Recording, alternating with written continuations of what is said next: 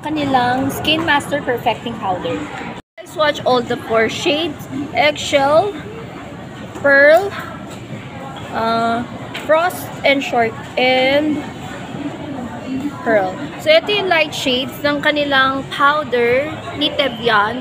So, we're gonna try this all over my face. Try Eggshell on my face. Okay.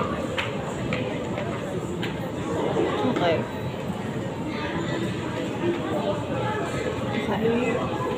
Grabe, ang ganda ng powder finish nito sa akin. Ang natural ng finish niya, guys.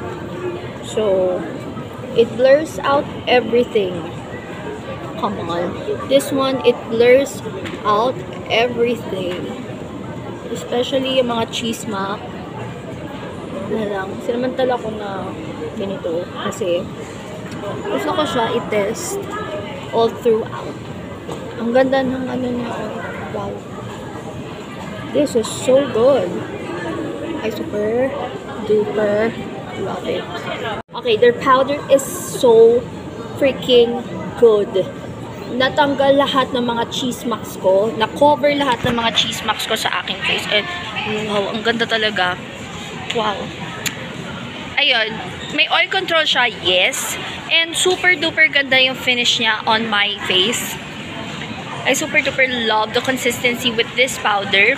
Tinalo niya lahat ng mga powders na na-try ko. So this is the best powder that I tried from Tevian. So that's my review. Yun lang.